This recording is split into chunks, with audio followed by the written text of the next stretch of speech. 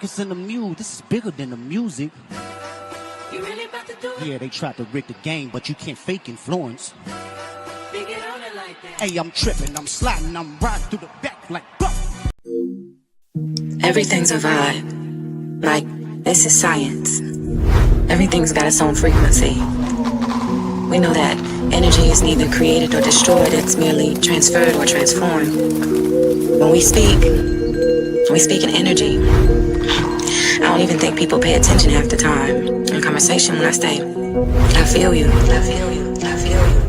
You said I read your mind the other day, but baby, we are just connected deeply in another way. That telepathy connection, energy that's manifested through that melanin, electric currents traveling kinetic. What you thinking? Call my mama. But my mama calling me. Coincidence, no higher common sense. I call it ESP. We are magic while this world's unraveling. 5G cannot limit our abilities from traveling. See, I'm on another level, dirty digging. Homie, get the shovel. I'm a rebel in this motherfucker, dancing with these demons. Got them screaming. This world is planting fear inside us. Clearly, I'm just over all the brainwashing. Time to wash your brain of all the pain, of all the stress, all the lies you told yourself. Open your eyes and realize you're a diamond in the rock. Don't let them tell you what you're not. It's time to show the world all this magic that we got with telepathy. So hear me clearly. For me, language is liberation. The words that we have, they define and describe the very things that free our mind, but only when we choose with intention and pay attention to the frequency of the words that we use to construct our realities. Who do you say that you are? I am. I am. Those two words alone are the very beginning to a powerful sequence of awakening yourself to who and all that you are, have been, and will be. We talk in frequency.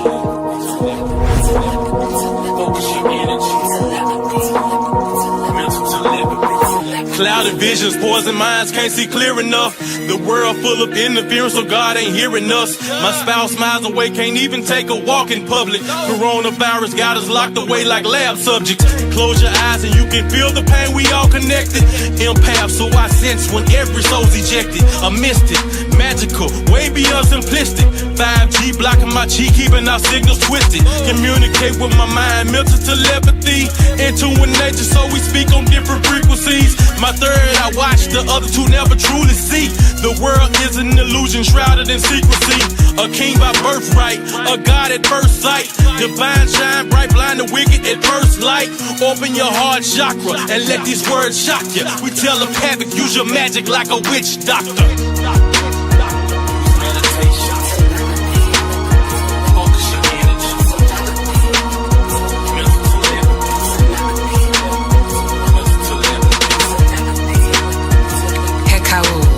Kemetic or ancient Egyptian words of power that speaks to the soul.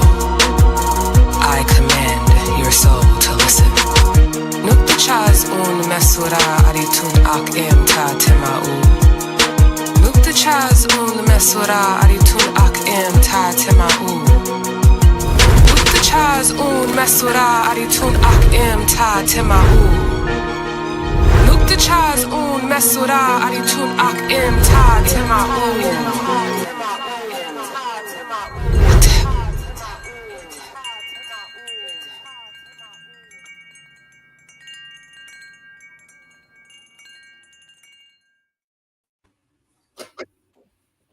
Hey, welcome back. Back for another episode of Something for the Culture. I am your host, Jazzy J. And tonight we are blessed to have not one, but two beautiful queens on the culture. Welcome, ladies. Thank you. Hello. Thank you.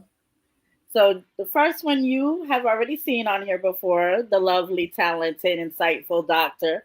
Berry. Welcome back. Oh, yes. Thanks for having me again. Yes. And this lady, now I'm not sure how many of you know her, but you will get to know her tonight. The talented, beautiful, and about to be also very insightful, okay? Miss Kaleema, Ameen. Thank you for coming on the culture and taking your time out to speak with us. Welcome. Thank you so much. So let's tap right into things, okay? Because you have a book called Hidden in Plain Sight.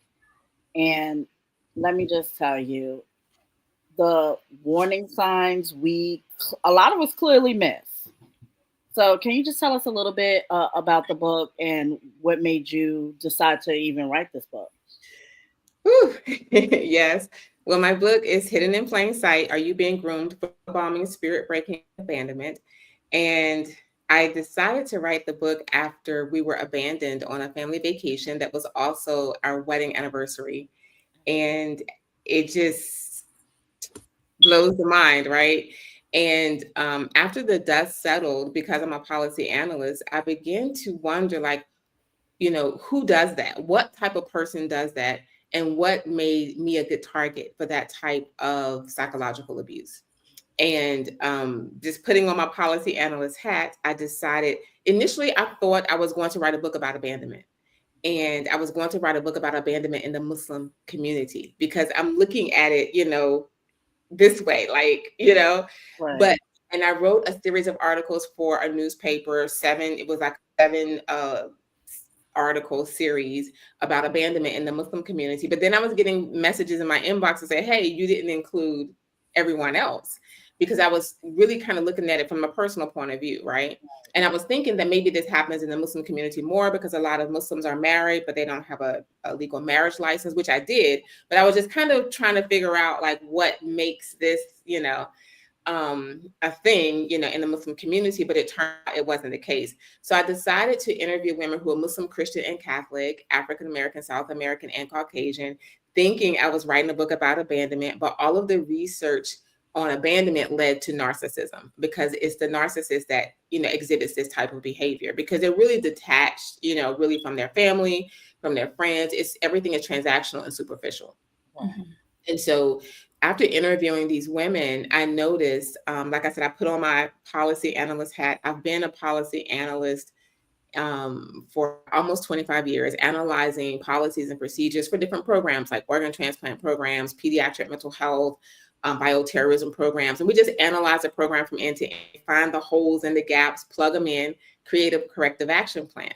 So I decided to use that same process to interview these women, figure out where are the holes and the gaps that we're falling through to make us susceptible to this type of behavior and this type of abuse, and create a corrective action plan. And so after interviewing the women, I realized that all of us missed the same 9 red flags. So I didn't start out with the 9 red flags. I ended up with them, right? Okay. And we all missed those same 9 red flags. And then the corrective action plan was the 8 steps to recovery. I was one of the women that was interviewed in the book. However, I got another author to interview me because I wanted to go through the same exact process that they went through. And I wanted my case study to be written by the other author, so it would be, objective. Mm-hmm. And so we all went through that process. It was a grueling process because all of the women were in different stages of recovery from their narcissistic abuse, manipulation, abandonment, and abuse could be mental, physical, spiritual, financial, or even legal abuse. Mm-hmm. And so sometimes they would say, oh, I can't interview today. It's just too much. And I would just have to go on to the next person.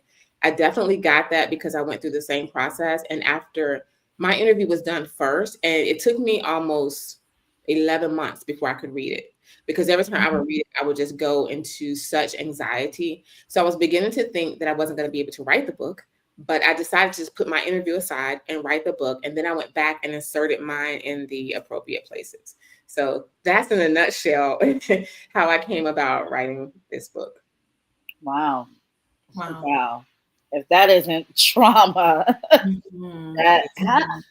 Dr. Berry, let me ask you, just based off what you've heard so far, with her just, getting anxiety from even writing the book. What's your thoughts so far? Yeah. So Kaleema, definitely. I love the approach that you came to eventually. I love that you didn't allow it to be a deterrent and we're like, okay, I'm going to keep going, but I can put my stuff in later. And you can. And that's the great thing about books. It doesn't you know, we think of like beginning to end when we're writing books, but usually that's not necessarily how they come to be. And so I'm so glad that you met yourself where you were at and allowed yourself to respond to the anxiety in a productive way, right? To regulate yourself instead of, it was kind of like a bit of exposure therapy that you were doing on yourself a bit, right? By hearing other people's stories and then, you know, allowing yourself to process whatever came up as you were reading their you know, experiences, and then going back in and plugging in your stuff last, which was kind of the like the bigger challenge, right? Because it's your story, it hits different. So that makes a lot of sense. But yeah, the anxiety. So we're going to have anxiety anytime we do anything new or important or both, right? Like anxiety is just going to be an emotion that's present when we're doing something that matters to us, that's new to us. And is this also your first book that you've written? Yes, I've been writing for FedGov for about 25 years, but never for myself. And anxiety is going to be like, hello, I'm here. And not to like punish us, because it can feel like punishment, right? We say to ourselves, oh, this could be so much easier if this emotion wasn't here intruding, but it actually serves a really important purpose when regulated, right? If it's not regulated and we don't know what to do with it, it can become very debilitating.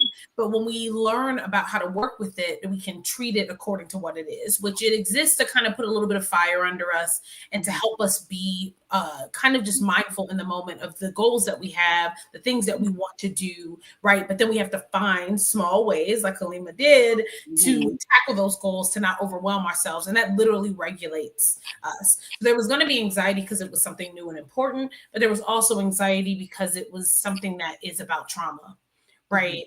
Which is delicate and very emotional in itself. So it definitely makes a lot of sense. But I'm so glad that you found your way through and around, because we need your work. So I'm so glad that it exists now. Yes, thank you. So what do you feel like was the most challenging part of creating Hidden in Plain Sight for you? I think because I was writing it in real time. So while I was writing the book, not only was I going through that abandonment, I was taking care of my dad, who was terminally ill, and I was taking care of him in my home. And I was going through, of course, the divorce process because of the abandonment. And I have a teenage son, and I was working full time during COVID at HHS. So it was really kind of crazy. And then on top of that, my sister and I started a business. So I had all of these things going on, and I felt like, on one hand, I felt like I was drowning, overwhelmed. I felt like the book was like my life raft, because it was kind of like purging it all out, and then and talking with the other ladies, and also because no matter how bad it is, you know, we always have to remember that somebody else has it worse than us, and we can't really just kind of focus on our own struggle. So I try to make sure that I remembered that and how I could help other people not go through what I was going through. So I would say the biggest challenge was that I had all these irons in the fire, I guess you would say, or multiple levels of trauma as well going on. But I just kind of felt like I wasn't going to be, you know, like if you've ever been pregnant, it's kind of like I was pregnant book. Like I wasn't going to be comfortable until it was, and you know, you get to that 8 months and 2 weeks, it's like, I'm done with this. I want it over. But by the time it becomes uncomfortable, it's over, right? And I felt like I was just uncomfortable. I couldn't sleep. I couldn't eat. Not only the trauma, it was just the book. Like it's like the book was constantly playing in my head. I couldn't close my eyes. I couldn't think. It was like every second something else was coming. And I asked one of my coworkers, he's an epidemiologist, and he had written a book. And I said, when will I be done? He said, you'll know you're done when you're done. I'm like, that's not helpful. But one day I woke up one morning and it was like, it was silence. Like, that's different. And I realized I have no more thoughts on this book. And I said, oh, that's what he meant. You know, I'm done. But it's like every day, every night, all day, it was just, you know, just loud in my head. And I had to just get it off of me so I could have peace. It's funny you said it because Dr. Barrett kind of said the same thing. Really? I'm sitting here like, yep, I completely relate with the writing process. Yeah, you have so many thoughts, and it definitely can feel really consuming, right? But not in a, it's not thing, right? But it is just an overwhelming thing. And you really want to get it done, because I had a very similar experience with the writing process of just wanting to do it and get it done. So much so that I would spend hours at a time writing, just wanting to get all of those thoughts out. So I definitely relate. Right. Sure. I would use my voice notes on my phone when I'm walking my dog. I was writing, I would wake up 2, 3 in the morning, write stuff on paper, on, put stuff in my phone. It was just never ending. And I was just, and I was going through all of that, and I was in therapy. And so all of this stuff, I had 2 therapists. So I had all these things going on. You had so much going on. You did a business too. What business? You said you started a business with my sister and I started a business during COVID, and we ended up actually recently having to close the business down. But I think that I was like working full time. And like I said, during COVID, so I was working for an agency where COVID was like the center of our mission. And so we were working around the clock, and we were doing 2 and 3 jobs, because people were not there for multiple reasons. And so, because I was at HHS, and so that was like the focal point of COVID. And so I was just completely overwhelmed, and then taking care of my dad. And I'm not a nurse, I'm just, taking care of my dad. Right. And so I think it just felt like I had to get this out. And I didn't want anyone else to go through what I went through, because when I spoke to the previous victim of the narc, and I had never spoken to her before, right? So his wife. And so when I heard her story, I was more angered by what happened to her than what happened to me. And then thinking, wow, if I don't say something, it's going to happen to somebody else. That doesn't mean that prevents it, but I'm just saying we just have to, I felt like I wanted to tell my story and then kind of help her, but I didn't really tell her story too much. That's her story. Okay. Right. Learning that it wasn't by happenstance, and learning that it was an intentional thing, it kind of put some fire under me to say, hey, wait a minute, I want to make sure. But again, I don't know. I'm telling a story about narcissism. I think I'm going to tell a story about abandonment, And so, but that was another thing that kind of pushed me, because then I realized, oh, this wasn't a fluke, because we make lots of excuses for the narc, and the narc will allow us to make excuses for them. They're having a bad day, they have bad parents, they have bad kids, they have a bad job, all this stuff to justify their bad behavior.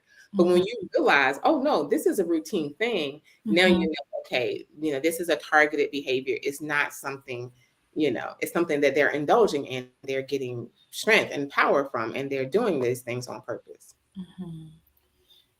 What I want to do is, because it's so much, these red flags, okay? Because us women, we'll see them, but we don't want to address them, and we'll overlook them for whatever reason, because we'll think it's the personal change, and that's just not so. So I want to get into some of the red flags that you listed.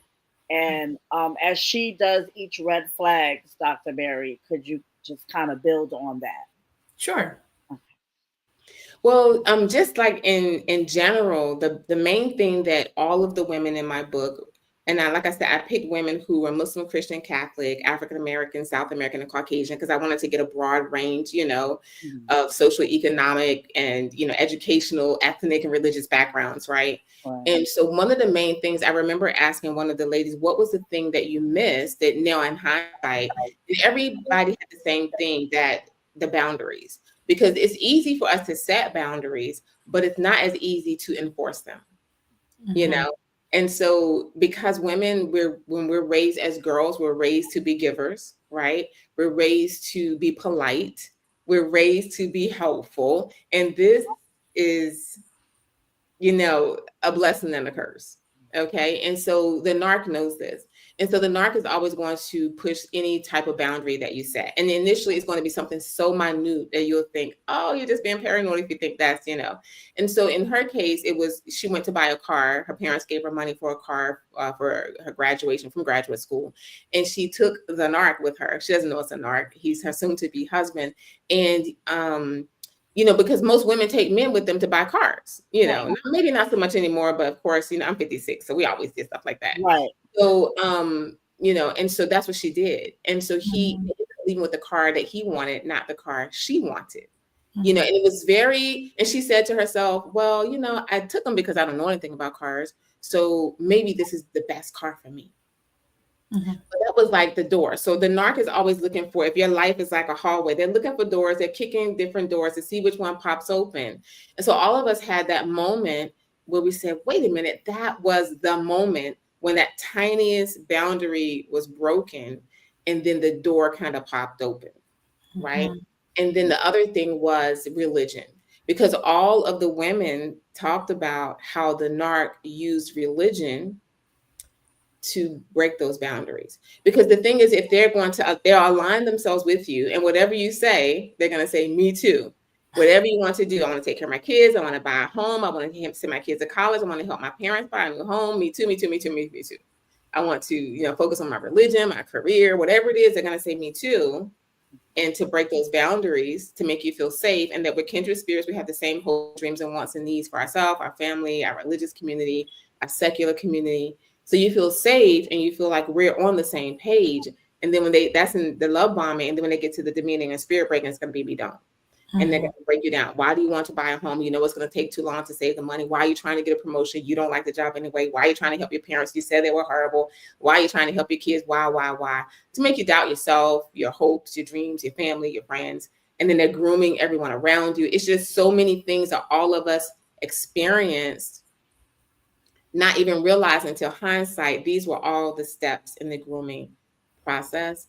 And so it was just that breaking the boundaries, kind of keeping you separated, trying to separate you from your family, your friends, maybe their family, their friends, keeping you isolated, just manipulating you, trying to create a familiar bond when it's early on, like telling you they love you, you're the best thing that happened to them, you know, using terms of endearment very early, things of that nature. One of the ladies in the book, the narc, well, after the divorce, she finds out he was at her mother's funeral, but she didn't even know him then.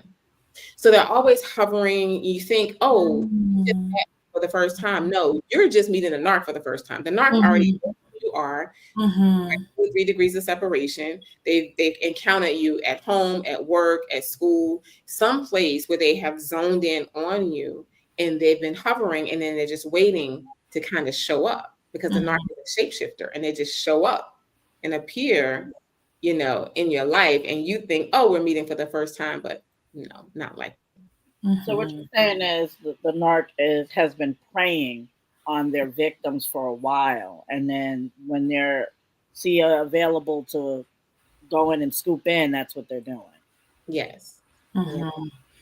Yeah, 100%. Everything that she just stated is extremely spot on, but she lived it. So that's not surprising, right? And you interviewed people who have gone through very similar experiences, because like you said, the cycle of abuse is very well documented in science. Like we know what abusive tactics look like, how they tend to unfold, right? So much so that it's been like seen endless amount of time in research. Like, I mean, and it's always the same thing. The main problem is that a lot of people do not have this knowledge or information, and it leads you to being the most vulnerable and susceptible to falling prey to it, right? Because how do you protect yourself from something that you don't actually truly know what it is? And a lot of people hear these terms like love bombing or manipulation, projection, gaslighting, but they struggle to define what they actually are.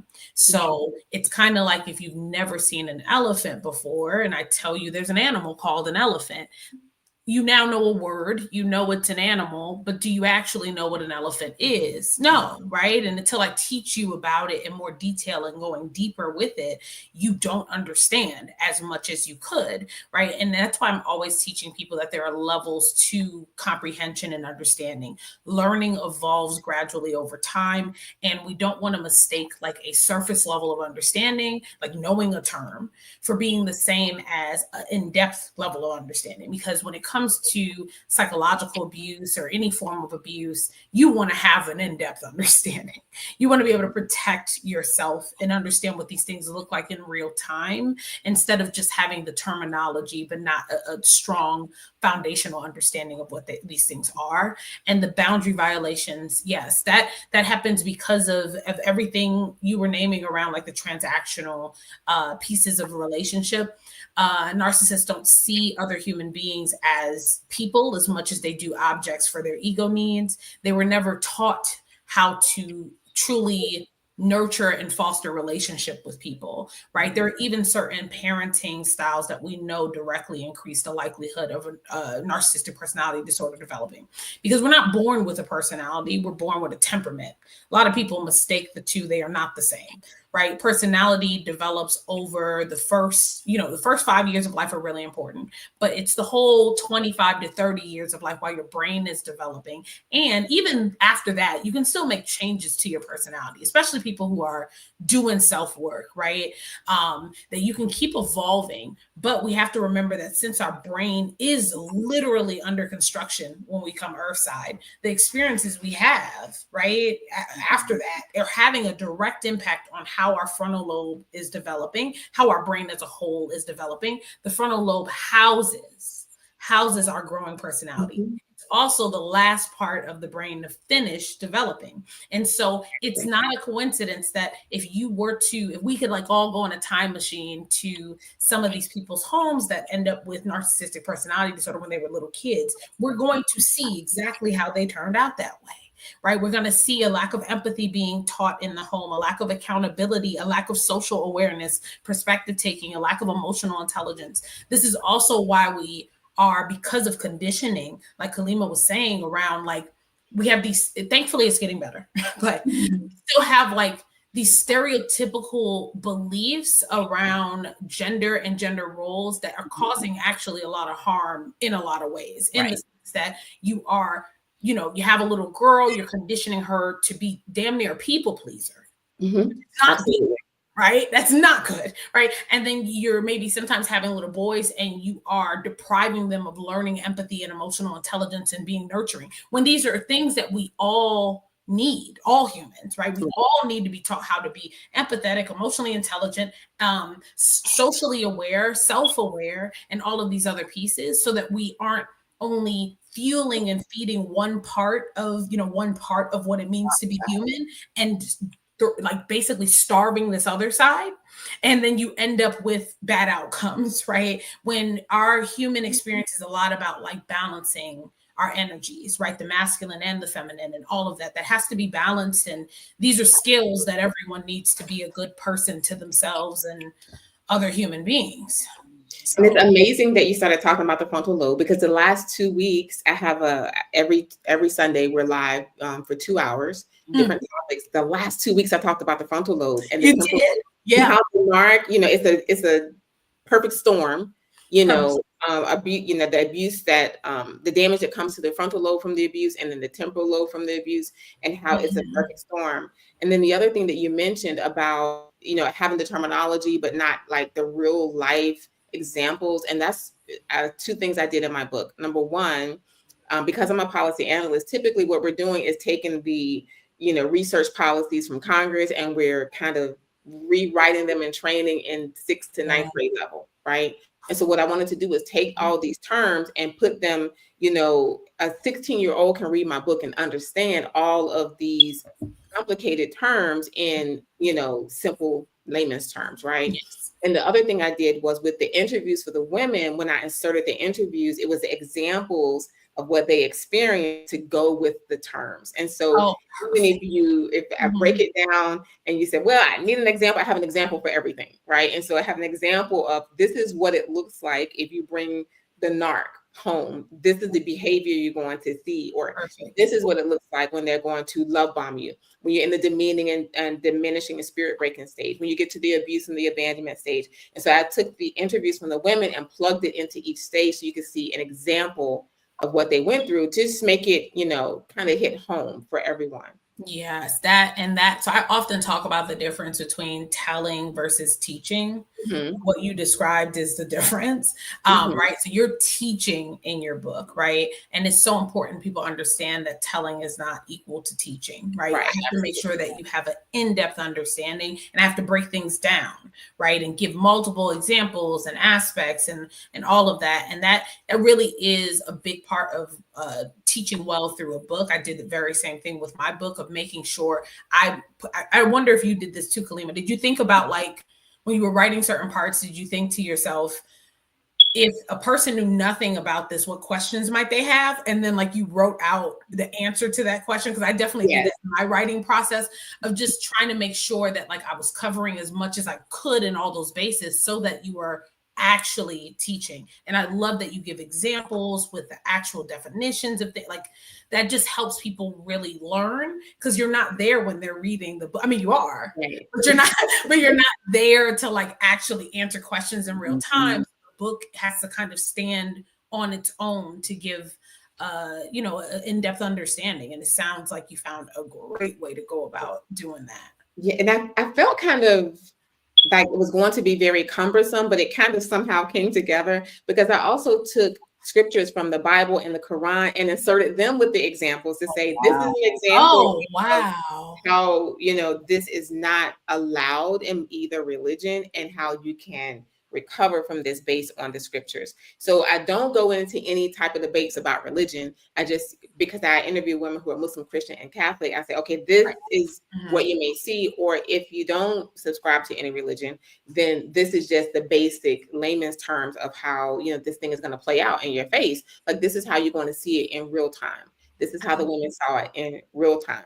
Like one of the women, they got married on Saturday in this grandiose, wedding that he wanted to have, not her, by the way. He just constantly was kind of parading her around, showing her off, right? Because the narc is like, someone that, Object. Yeah. This is my object. and they're like it's like they're like a puppet master. They're pulling the strings, and we're a part of this acting troupe that we don't even know about. And we're all on a stage. It's all make believe to them. It's a game.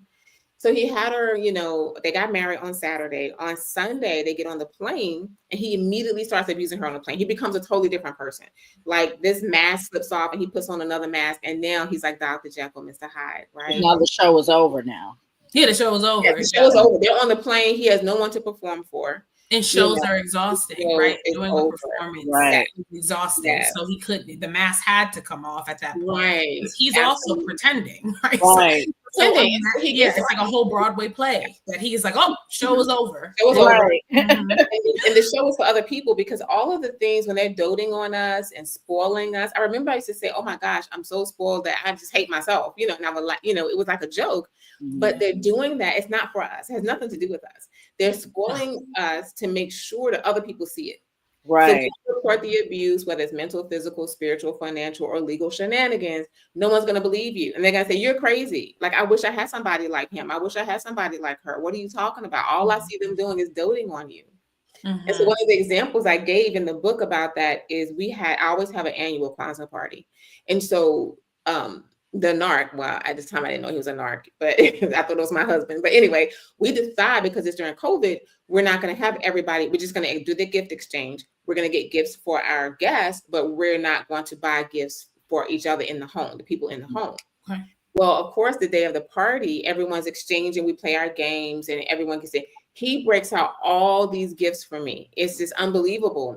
And so I remember standing, there, and one of his family members was next to me, and I said, we weren't supposed to do this. Why did he buy me? So I have nothing for him. He has all this stuff for me. And she says to me, why are you so ungrateful? So I don't, right. See, that's an example of it's the show for somebody else. It's the show. Yeah. Do for you, whatever they bring you, whatever they say to you, they put you on a pedestal, parade you around. And this is just all for them and for other people, to groom them so you don't have a safe space. Right. Have a safe space to hide, to report the abuse. That's what they hope, and that's their intent. So in essence, you look like the bad guy, and he makes her look like the bad guy, even though she's not, right? And then the more that these kind of events occur, people are starting to buy into it, right? Mhm. Because all they see is this glimpse of a show. Right. A Right. show. A Pomp show. and So, circumstance, that's all they see. And now Mhm. that you're looking like the bad guy and you're complaining about the other things that they don't see now, Mhm. you're the enemy. It's crazy. Yep. right. And so that's another example, like triangulation. And so the triangulation is when, of course, they insert a third party and they abuse you or manipulate you through the third party. Yep. And so I just give different examples, like real life examples, like if you are co-parenting with a narc, woo, if you're co-parenting with a narc, they're going to use the children to manipulate you, to control you. I can come here anytime I want to. My kids are here. Or they're going to tell the children, I'm going to tell you something, I'm going to treat you like an adult. I'm going to give you this information, keep it to yourself. And they'll give out information about the other parent that's not true, or that is not the kid's business in the first place. And so now they're kind of manipulating the children to react to the other parent, negatively. And so everyone can understand that. They do it with parents, they do it with children. I remember the narc said they were going to take a family member to an event. And then 2 weeks later, I'm sitting at the nursing home, because my dad he was coming back and forth between my house, and she's angry with me. And she's like, why weren't you there, when the family member got this big award? I'm like, what award? Well, then I think back, I'm like, wait a minute, that was the time that he's left to go and take this person to drop them off. We're waiting at home to go to the beach to ride bikes. We don't know anything different. And he comes back and we go ride bikes on the beach like a happy family. We don't know that he intentionally went to this event, didn't tell anyone. So now the family member is mad at me because it seems like I never found out what they said to the family member while I wasn't there, but they were angry with me. And it was an elder in the family. And so I was looking crazy once again. But the narc is going to kind of like have this tornado of things going on all around you, but they're going to do it because of course I'm taking care of my dad. I got a business. I'm working full time during COVID, and you're not really picking up on what's happening. It's just, here's another complication, but you're busy and you don't have time to go into that. And so they're going to count on you not looking, like you're looking one way while they're doing something in the other direction. And that's what they count on when you're busy taking care of family, taking care of children, taking care of the narc, working. And while they're doing all this stuff, this little tornado is going around, like the man on the Weather Channel, he's in the tornado and all this stuff is happening, but he's just down in it. This is your life with a narc. That's the cycle of abuse. Yeah, 100%. And they don't have a strong sense of self. That's another piece to it as well. So because a lot of them were conditioned, and just to be clear, this can happen. We're talking a lot about men, but anyone can be a narcissist. Right? I want them to know that like, we're not up here men bashing because no, I just want people to know just wondering like, well, there's somebody in my life that sounds like this, but it's not my husband, it's my mom, or it's my whatever. It's like the reason why we're seeing or my best friend, right? So like the reason why we're seeing higher rates of this amongst especially heterosexual men has to do with the toxic conditioning that's at a higher rate, right? The toxic masculinity, the failing to teach them about their humanity and emotions and all of that, right? And if you're doing that to anybody though, any human, they're at a higher risk of turning out this way because there's really no sense of self when you detach a human being from their emotions and you fail to teach them about their emotions. They're not able to then connect with other human beings. What connects us is emotion, right? But not just our own emotional experiences and understanding them, but in addition to that, also being able to understand other people's emotions, right? This is why empathy is such an important skill to be taught while especially the brain is developing. This is why emotional intelligence in general is important, emotional regulation, because we connect that way. Am I going to feel closer to you talking to you about like the weather? Or am I going to feel closer to you, crying with you and sharing my thoughts and feelings, right? This is how humans connect. It is through emotion. So when people don't have that, they really don't have a strong sense of self because they don't do a lot of self-reflecting. So it's a lot of autopilot. So for you, you're like, where you said one thing, now you're doing another thing. Now you're doing, well, there's no management of themselves. They're genuinely not managing themselves. They're simply feeling something, responding to it with no regulation, no checking in with themselves because they were never taught to do any of those things. And now it comes out in these very abusive behaviors towards you. And they've found function in this dysfunction, right? Because they get praise and they get community in some ways, even though they're not deeply connected. And they're constantly trying to seek more because humans need connection. But when a human's not taught how to connect in healthy ways, they're still going to do whatever they need to do to try to get connection. It just isn't always good, right? And it can be very harmful and painful to a lot of people involved, because psychological abuse is a lot. It's a lot. And one of the examples I give of the narc is the 2-year-old. The 2-year-old is the biggest narc known to man, right? So the 2-year-old, the terrible twos, I want what I want it when I want it, and you're going to give it to me no matter what you have to go through to do it. Like, the 2-year-old doesn't care. But it's okay for a 2-year-old because they have an underdeveloped frontal lobe. And you have to teach them, yes. Grown 40-year-old throwing a temper tantrum like a 2-year-old, that's the narc. And they don't care what you have to go through and how you have to suffer for them to get what they want.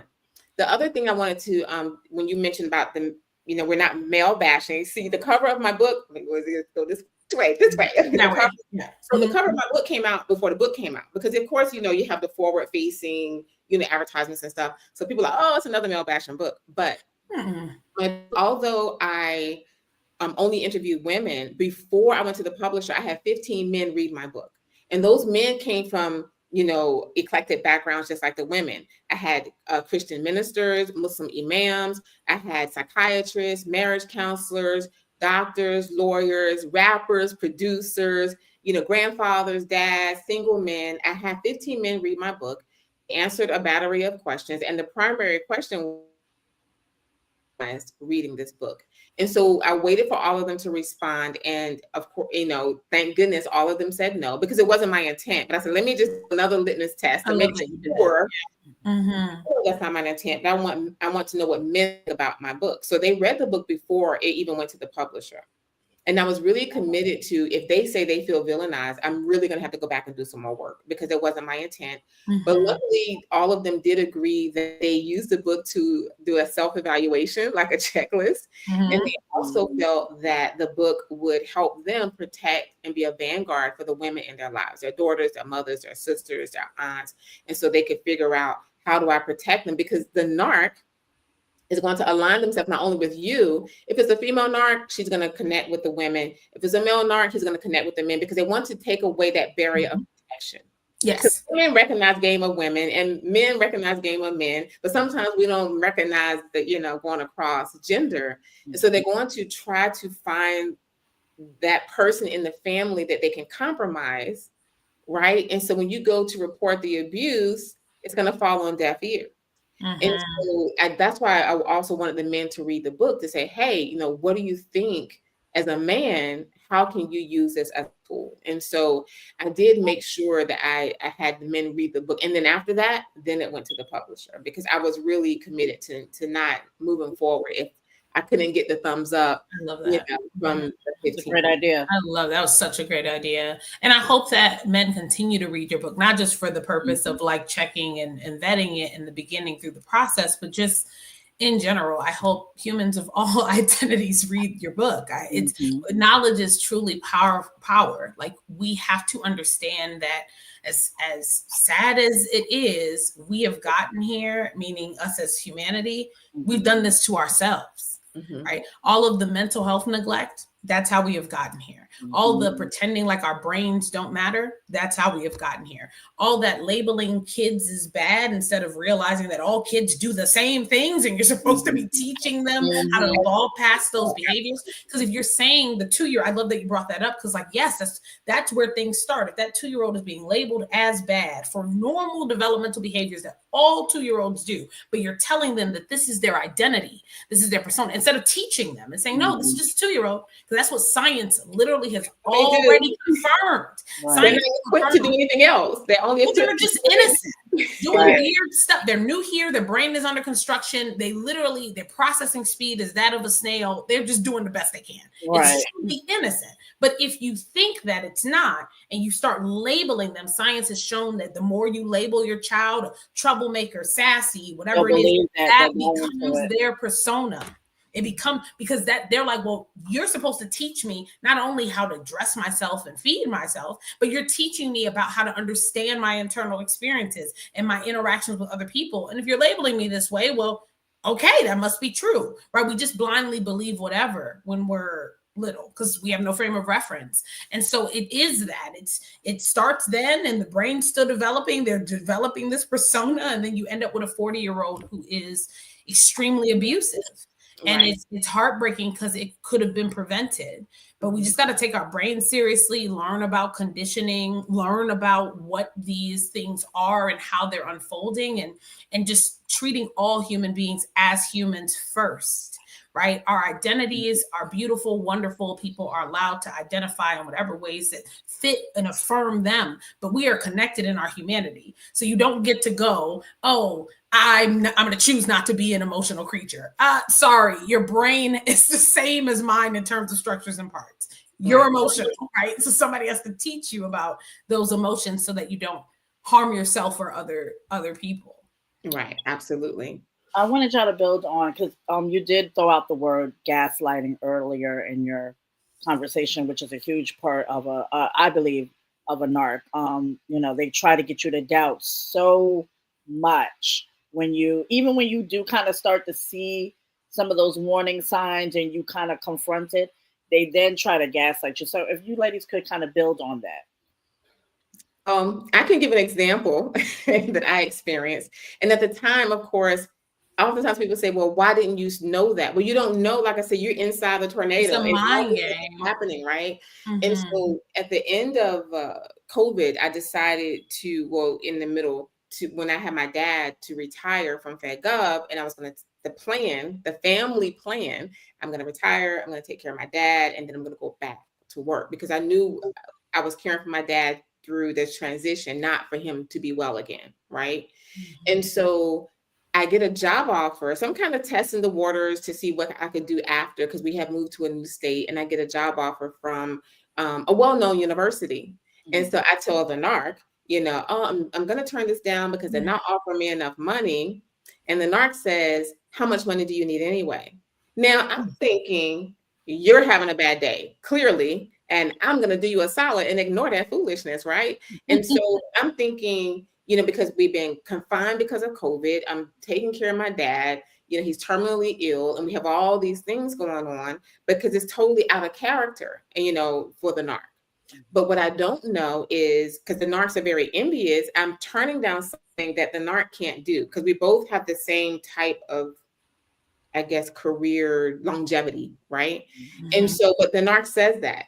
And so I'm kind of confused. And then I say, but then the narc is going on and on and on and have me thinking, am I being ungrateful? So now I'm thinking I'm being ungrateful, but I know what I should be making because I've been doing the same work for 30 years. So I know what my salary should be. But then the narc is trying to say, who are you? Who are you to turn this down? Mm-hmm. So now I'm thinking maybe I'm being ungrateful, but then I stop myself like, no, wait a minute. This is what I'm supposed to be making. Mm-hmm. Move on from that, right? Because guess what? All this stuff is going on, and we make excuses for the narc and say, you're just having a bad day, right? But what I don't know is the narc is unraveling and untangling and running the smear campaign, because of course, when you come out of the love bombing stage, right between love bombing and demeaning, narc is already running the smear campaign. And so some people will say, oh, I want to counter and fight the smear campaign. Well, you're months, if not years behind. The narc has been running the smear campaign since you've been in the love bombing stage. While they're love bombing you, they're cutting you down to other people. They're setting it all up, right? And this is where the trauma bonding is actually setting in, because people say, oh, trauma bond is at the end because they broke up. No, it's not. The trauma bond is setting in the love bombing stage. You're already being trauma, because you're bonding to the hope of the change they keep offering you when they act like that. And then they say I'm sorry, I didn't know. And when you stop them and say, hey, we didn't talk about this. This is not what you're supposed to be doing. This is not what I asked for. This is not then they're gonna say, oh, I'm sorry. Let me do that again. And they're gonna go back, which is what he did. When I pressed him, he went back to the love bombing, because he was thinking, okay, I'm not gonna get away with that, because I'm pushing and I'm pressing. Because eventually I'm like, wait a minute, I'm not that crazy, and I start pressing. So now they have to go back to the love bombing. So this is where the trauma bonding is setting in, because you keep bonding to the hope of the change that they're offering you, bonding to the hope of that person you saw in the beginning that's never coming back.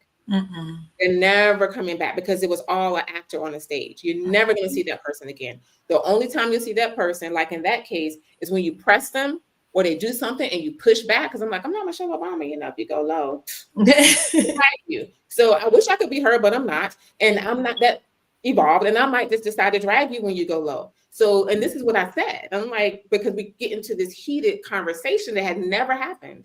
Argument the whole marriage. 1 week he was doing all this crazy talk and then he was gone because of pressing. When you press them, they're going to either come very aggressive or they're going to abandon. Yes, because they need to get to that other life. Correct me if I'm wrong. They have a hidden life filled with addictions to street and prescription substances, exography. I don't know if we could say that on this platform. You know, intimacy, pornography, sex, alcohol, drugs, whatever it is, they have another supply or you're standing in the way of one of their addictions. And so now they're going to start in on you. They had you on a pedestal, and then they have to break you down to justify what they intend to do all along is abandon, but they have to make it your fault. So now they're going to break you down. Who are you to down that job? Who do you think you are? Right? This is what he's trying to do, but it doesn't work because I push back. Yeah. And he has to retreat into love bombing again. Yeah.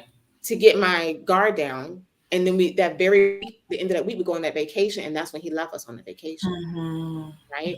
And so he had to go back to love bombing to get us on the vacation. Then we get there, and then boom, he's gone. This is my punishment because it fits the narrative that he prefers. Yeah, that's why. Because it's everything's going to be about ego protecting. So yeah, everything you said, absolutely spot on. Again, like it goes back to as humans, we desire connection.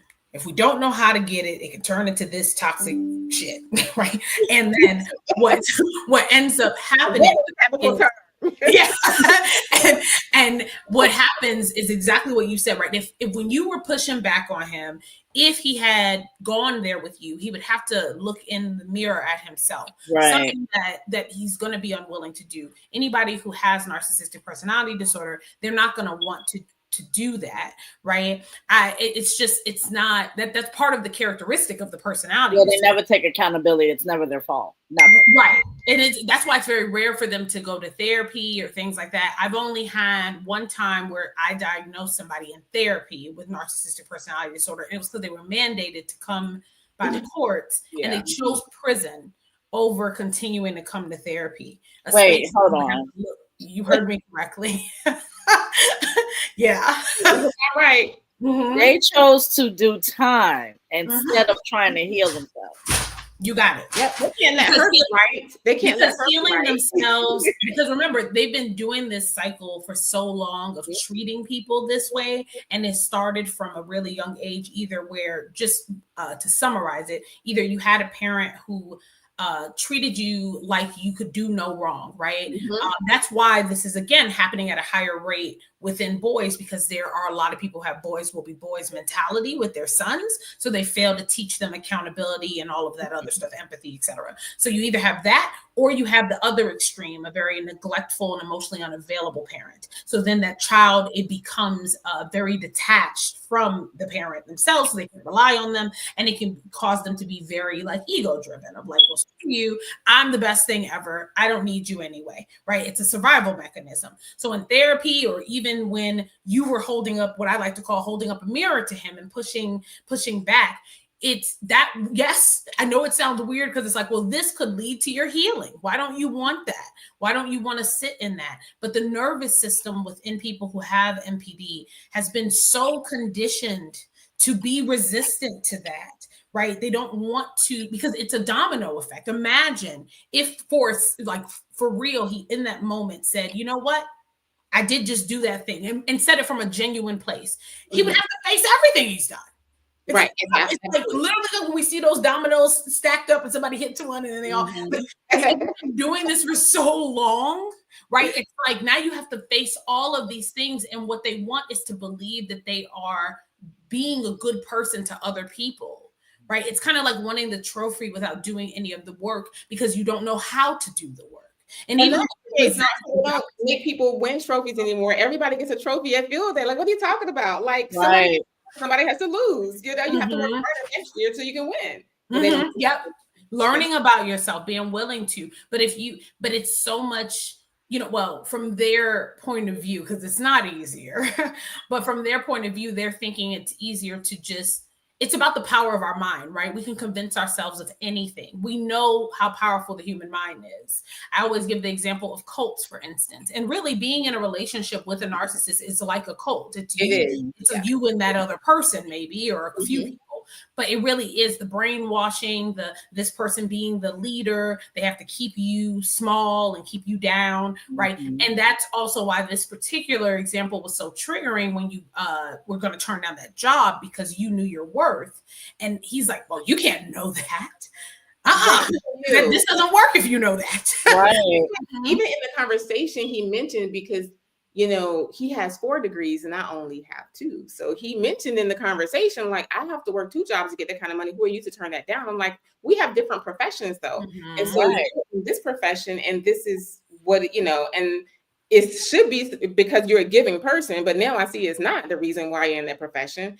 And I'm in this profession, you know? And so, yeah, it was just kind of this whole thing that turned, like I said, into a pushback from me. I mentioned when you were talking about the therapy, because the narc is going to, and please correct me if I'm wrong, they're going to, if they go to therapy kicking and screaming, they're going to try to groom the therapist. And if they do that, they're going to say the therapist is incompetent. And if they do that, they're going to say you're a fool for going to therapy. Or they're going to say, you know what, you don't need therapy. I know what's wrong with you. I can fix you. Right? The whole process of the narc, if you can even get them there. If you can even get them there, yeah. Because it's just so uncomfortable. Nefarious reason to bust it up. Or sometimes the other, because all of those, yes. The only other one I would add is that sometimes they'll go to learn more psychoeducation. More ways. To use it, because you know, there's, y'all probably have heard the term dark psychology, right? Which is when people use psychology for bad, you know, right? Studying the mind to use it for bad. And technically that's what this is, right? The manipulation, the projecting, gaslighting. It's, even though the person maybe doesn't have a deep understanding of the brain, they still learn these behaviors, typically because they learned them from someone else, right? Humans mimic whatever they're around. So often you'll see that this was taught in one way or another from some other person in their life that probably also has narcissistic personality disorder. So yeah. Kaleema, I have a question for you. When writing or creating this book, what kind of surprised you that you found out about yourself creating? That's a good question. Ooh, okay, I like that question. I was really surprised about, well, one, I was surprised that I was in that space, because it's really hard if you come into an abusive space. It's hard to really register that, especially if you're independent, you know, reasonably intelligent person, and you're thinking, how did I end up in this space, right? And so that was the first surprise. And then, like I said, I felt like, because when that incident occurred, it's kind of like I was kicked off of a cliff and I was free falling. And I was really thinking, this is just going to be the end of me. Like, I'm just going to hit the ground and boom, that's it.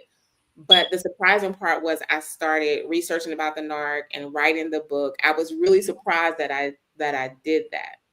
And so I just started like I said, I didn't intend to write a book. It just kind of bloomed into a book.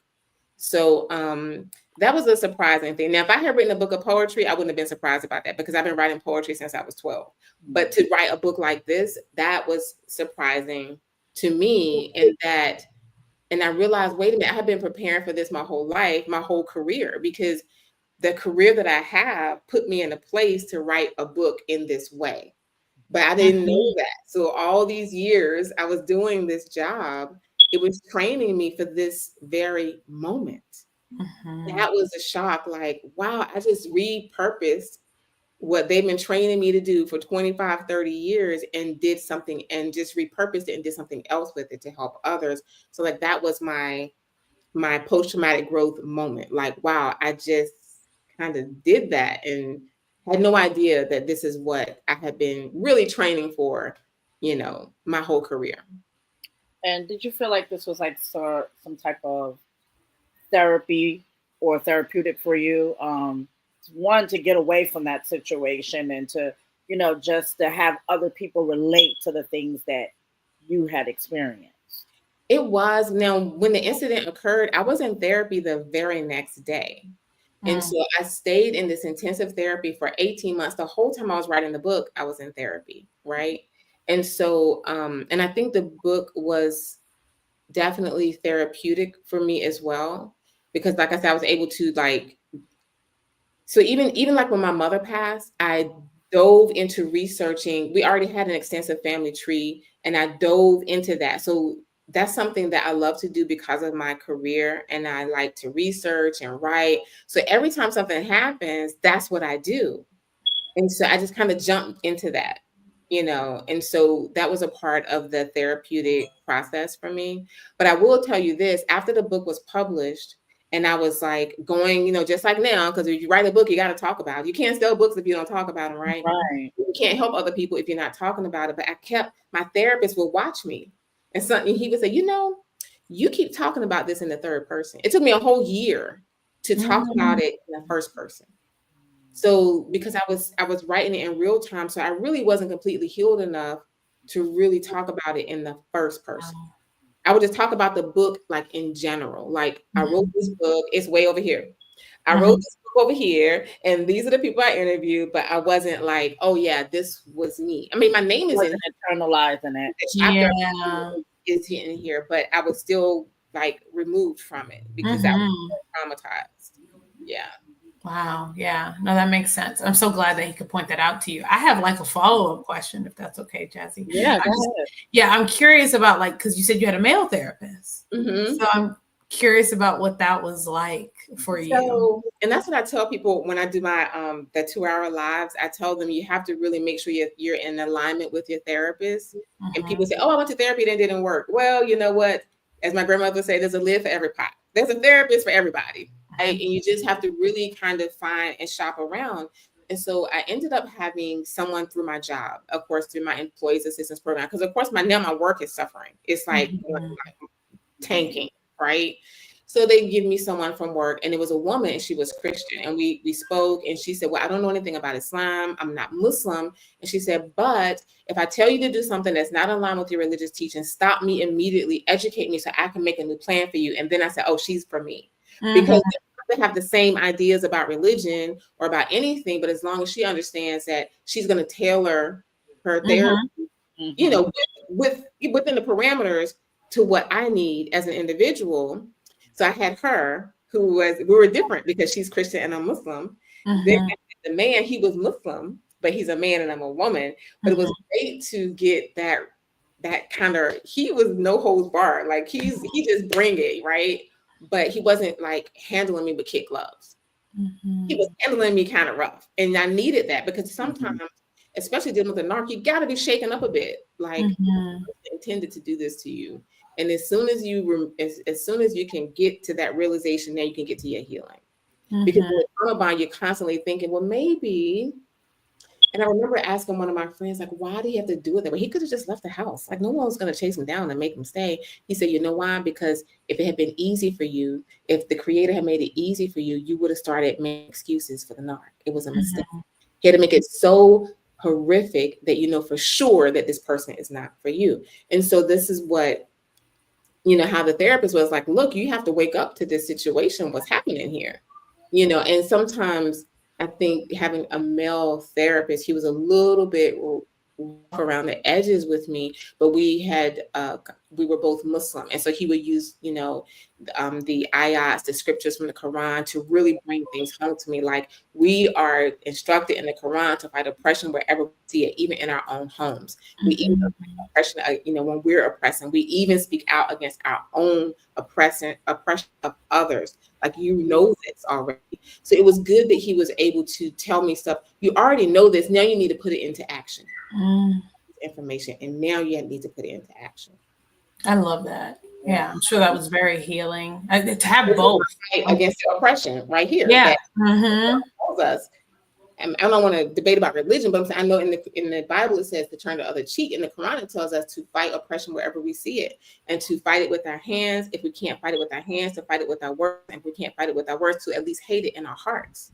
Like we have to hate oppression because the prophets hated oppression. That's the only thing they hated, the oppression of others. So how can I not hate the oppression of myself? Right? And how can I not fight the oppression? And this is my fight against the oppression. So that's how the two therapeutic. I love that you had both, because you needed, it sounds like there was so much benefit to both of those things. Yes, you had somebody be delicate and care for you in one way, and then you had someone be delicate and care for you, but just in a different way, right? When there was a little more directness that could help you with facing like what was happening and pulling you out of the gaslighting of yourself that had been taught through the being gaslit, right? So you needed that and this, right? And then you had the other side of things, you that you matter and that you care, right? Just simply by her showing respect of your beliefs and all of those things. I love that you got well, you know, everything's always working for our highest good, so I'm not surprised, but I'm just glad that you had those experiences and a corrective experience and around a positive, you know, experience with a male, you know, after what you had been through. Yes, absolutely. And, you know, and sometimes people say things I would say, ouch, that kind of, you know, hurt a little bit, you know, but healing hurts. It does. Yeah. Yes. If you have a wound, it's uncomfortable, it hurts. It hurts. And so a lot of times when we're, I'm explaining to people on my live, like, when you're thinking about all the ways that NARC has oppressed you mentally, physically, spiritually, financially, and probably some legal shenanigans too, you know, that you have to have healing in all of these areas. Because if we had a broken leg and they scooped us up, the paramedics show up, and I'm teaching people, we have to triage ourselves.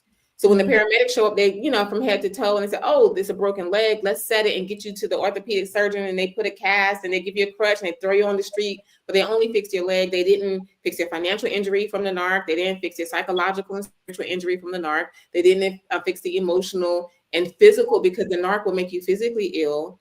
And so you're kind of walking around with a limp. You know, you just have a crutch and a cast and everything else is still broken. Yeah. Right? And so that's what I talk about in my book, like those 8 steps to recovery, because we have to make these columns: mental, physical, spiritual, financial, and legal. How was I injured by the NARC? Which professional do I need to reach out to address this particular injury? You know, put a tourniquet on the one that's bleeding out. And then don't forget, everyone does that part, but they forget to go around to all of the bumps and bruises. And then they say, oh, I have triggers. Like, we're not trying to live with triggers. Fix those bumps and bruises too, because triggers are another way that people oppress you. The NARC oppresses you with their triggers, and we oppress other people. Oh, you can't do that. Don't wear that. Don't wear that perfume. Oh, the NARC is to wear that perfume. You're oppressing somebody else with your triggers that you haven't healed. It's running around affecting other people, right? That's what unresolved trauma does. Yeah. Right. What do you hope that your readers take from this book, whether it's man or female? That they can thrive after the NARC, period. It's not the end. It's been funny how, you know, because I've been very public about what's happening and different, you know, interviews and stuff. And then people think like they know me. But I'm like, you're looking at one small, and not small, but one incident in my life. I'm 56. I had a whole full life. Right. When people get injured, oppressed, and abused and manipulated, and, you know, by the NARC, it's important not to say that this now is this encompasses me. This is me. No, it's an incident that occurred in your life. And now you're going to have to, you know, restore your life to normalcy. And if you can't achieve post-traumatic growth and make something good out of this, make something good come out of this by helping others. And this is not your whole life. Like, you know, this is not my whole life. It's something that happened in my life. But I had a full life before that. I'll have a full life after that. The shenanigans and tomfoolery of the NARC. And so I think people they get pulled in and drown in it, and they say, now this is what my life is, but it's not. Yes. Trauma can create a fixed mindset. So, and it goes back to that persona piece of things that we were talking about too, right? A lot of people have been surrounded by, you know, loved ones throughout their life that just had learned helplessness, that were kind of stuck in cycles of the same. So they think if I go through something, this means this is now who I have to be or will always be. And a really important part of healing, right? And it literally is needed for our brains, is to not talk to yourself about it in this kind of like end all be all way of this is who I am, and instead saying this is where I'm currently at. And that's why I love that you said that, because it really is a big part of the healing process of meeting yourself where you're at, with understanding though that this is a journey. So you meet yourself there, but it's not the only place you can be, and it will take time and work and seeking help and healing, just like it took time and experiences to even get to this place. It's a negative thing, right? But it didn't happen overnight. So the same is true for the healing journey. And a really important piece is to not self-identify by the things that you want to heal. I talk about that all the time. I talk about it in my book as well, but like, it's such an important thing, because if you go like, I'm an anxious person, or I'm a, whatever it may be, right? You just labeling yourself that way. Your brain goes, oh, okay. And the narc will do that too. They'll say, because the narc used to tell me that you were a narcissist. No, well, no. That happens a lot. They'll try to push it back on you. Yes, that's a very common one. Yes. But I remember that he would always say to me, and I didn't understand it till the end. He would always say, don't overdo it. Don't overdo it. Why don't overdo it? I'm not an elderly person. I'm not an invalid. He was trying to put in my mind all the time that I was overdoing, that I couldn't do these things that I was, aspiring to do. Like you was just not capable of anything. Right. But I didn't see it that way. I'm thinking, why insecurity is a porcelain doll type thing. I'm like, why are you treating me like that? I'm just like, I just do what I do, And so at the very last conversation, he was like, angry, and he was like, you just never quit. And I'm like, ain't that a good thing? But he was saying, never give up. But he became so frustrated and he was angry. That was the last conversation we had. So now it all clicks for me. Oh, he wasn't telling me not to overdo it because he was looking out for me. He's trying to put in my head that I'm not capable of doing these things that I'm doing, because I'm doing all these things. And now he's angry and frustrated. He can never make me believe it. Make me believe I can't do it. It's all about control. Right? Yes. He's trying to control you in this little box that he wants to put you right. in. Yep. And we were talking about identifying. We were talking about that on my live last week. And I was telling people, like, we have to be careful not to say I'm a victim. Now, I was victimized, the verb, but I'm not a victim. Right. And just like when we talk about, the enslaved Africans, they call them slaves. Like, that's not who they are. They were enslaved. It was a state of It wasn't who they are, were as a people. And so I had to explain it, because someone was like, what do you mean the victim and the victim? I said, no, you were victimized, but it doesn't make you a victim. You're only going to be a victim if you accept that. I don't accept that.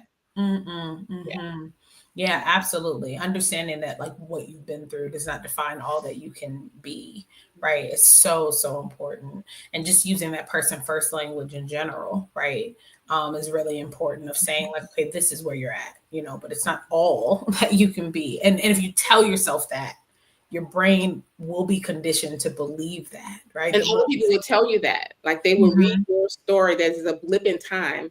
When you think about the small amount of time, it was very intense. But when you think about the whole person's life, like, this is, it doesn't even hit the radar scale, really, and you can move on. It's like it's a bump in the road. I mean, it's a horrible bump, but we can't look at it like, we can't make it bigger than us. Right. Like, another obstacle, and I'm not going to keep it pushing. Yes. The resilience of yourself, your brain. Yeah, because the brain really is resilient and can recover, but it's the tools and the way that you're talking to yourself is a part of that, for sure. I got two more questions for you. Yeah.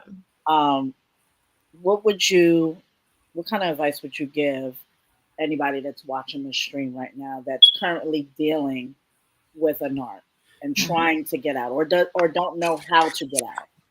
Yeah, well, make a plan, because I'm not a therapist, and I tell people, because lots of times people contact me and, are you doing therapy and coaching? I'm none of those things. I'm a policy analyst. I stay in my lane.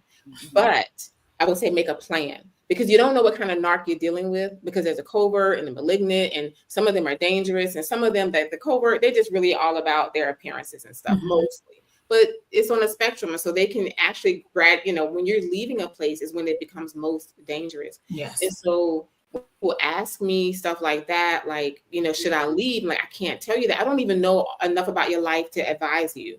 All I have to do is make a plan and be safe and make sure that you get away from the narc. Like we have to separate ourselves from them, but in a safe way. If you can do it safely, and reach out to therapists and counselors and domestic violence centers and things of that nature, so you can leave and stay gone. Because the narc is going to create this revolving door. They're going to constantly be hovering, waiting for you to become overwhelmed so they can scoop you back up. One of the ladies I was talking to was in a shelter with her children for 3 months. She said they never left the shelter because of fear. And one day they finally take a walk to the corner store to get a drink. He pulls up and tries to snatch her off the street. Oh my God. And so we can't really tell people unless you're a therapist and you know the whole of their resources, what they're experiencing in the home. So, but I will say, make a plan. I'll put it that way. Make a plan that this is not going to be the rest of your life. The plan may be a short plan, a long plan. And I tell people, reach out to a professional. That's not my area of policy. And reach out to a professional to help you make a plan so you can safely leave and stay gone. Because the narc is waiting for you to trip up, become financially overwhelmed, emotionally overwhelmed. They're going to compromise your family, your friends, the neighbor, the mailman, the dog, the cat, the goldfish, everybody that they can, so you don't have support. So they're waiting always, even if the narc abandons, they're hovering, watching, flying monkeys, waiting for you to trip up. And so we can't just, so I would tell people, if you're with a narc, you want to really figure out what type of narc you're with. And then you want to make a plan according to that, because some narcs, I would know, will unalive you. And you have to really think about, okay, like I was saying, we have to remember that, if we woke up this morning, we are actually in a better place than some people who were unalived by the narc last night. And we have to remember that and be safe, and think about our safety first and foremost, and make a plan, leave and stay gone. The narc is never going to change. They don't want to change. They have no intention of changing. And we can't help them. Like, that's above our pay grade. Let them have it. Very true. Wonderful advice. My last question, I asked this of Dr. Berry when she was on here, so I'm gonna ask you, being that you created this book to help others, and like you said, tomorrow is never promised. We could be unalive at the drop of a dime. What would you want your legacy to be known for? I think that for me, I don't even know how to, my legacy, I would think first and foremost, I would want to be remembered that, that I was like true to myself, true to my religion, true to my family, and that, I was able to create something in hopes of helping others, really live their best life, really achieve post-traumatic growth. I would want that to be what, my legacy that I would leave behind. Wonderful. We're definitely gonna have you back. Thank you. Because I want to build on some other things that we didn't get to cover with the narcs, because it's so many levels with narcissists, and we're just really kind of scratching the surface here. But I would love for you to come back, and we'll get a little deeper into that. Dr. Berry, I'm gonna give you some time to give any shout outs, and then she can follow it up with hers as well. Yeah, absolutely. Well, this was a wonderful conversation. So thanks for having me again. But yes, for people who want to connect with me, you can find me on all socials by searching, on TikTok is Dr. Berry Psychologist, and then Dr. Bina Berry most all other places like YouTube, etc.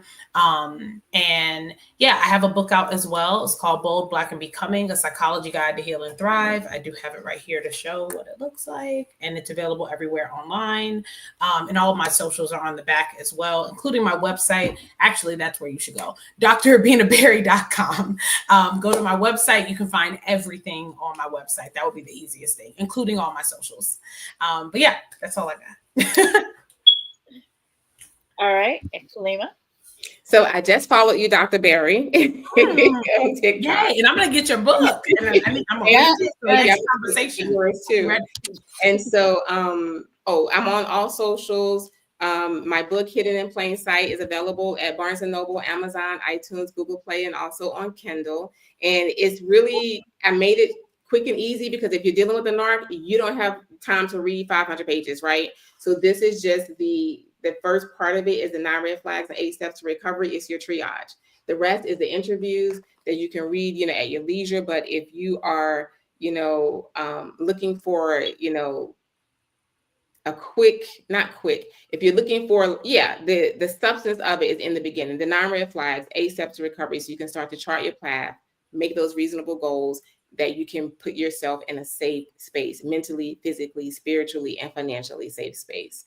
And so the last thing I want to say is that don't let people tell you haven't been abused because you don't have a black eye or a busted lip.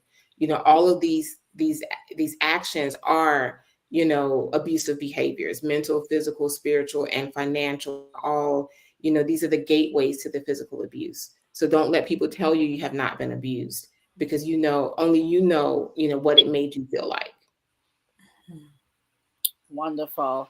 I want to thank again both of you ladies for taking the time out and coming to the culture and sitting down and having this chat. We're definitely going to build. We're going to have another episode. Listen, we're getting ready to wrap up season 8, guys. We got a few more episodes left. Then we're heading into season 9. You will definitely see these ladies in season 9. I'm not going to tell you exactly when, but it will definitely be there. And we're definitely going to build some more. This is a conversation that we needed to have on here. One, with the mental health we had on Dr. Berry, we don't have a lot of conversations like that in our community, and it's sad, and it needed to happen. And again, with Kaleema, we needed to have this conversation because this is stuff that we go through, and we don't talk about it. We kind of just sit there and kind of just deal with it until, either something bad happens or the narc kind of just gets tired, really. I mean, that's really what basically happens. It's the learned helplessness. That's what it's the learned helplessness. And the Black community is unfortunately really plagued with that. That's why I have a whole chapter on it in my book. Chapter 4 is about learned helplessness. It's killing people, right? It truly, truly is. Whether it be in a way that your life is so stagnant or that it literally is leading to something horrific happening. So we really do have to take mental health seriously. Yeah. Let me tell you something. If y'all have not done it yet, please go out. Even if you don't want to go out, order it. Get both of these books. I promise you, you will not be disappointed. And it's not, I don't want you guys to feel like this is just for the African American community. This is universal. Men, women, does not matter, color, religion, creed. Go out and get it. Yes, 100%. My readers are of all different races, genders, all of that. So yes, and my book does though have representation for the Black community because we need more mental health books that do. But you can be of any background. But like I said, if y'all just go to my website, everything is explained there. So we do. Well, we're gonna wrap up this episode of Something for the Culture. We will be back Friday with a special episode. Okay, we'll have Sean Paper Chasing Williams, who is doing sneaker courses and how to, basically build a multi-million-dollar company with that because, sneakers is a big thing of our culture. So it is, yeah. We'll see you at a special time, Friday, 12 p.m. And we'll lock in with you then. Ladies, thank you again. I'm Jazzy J. We're getting ready to get out of here. You guys have a blessed night. Thank y'all so much. No. They not like us. No. They not like us. What? They not like us. No. They not like us. No. They not like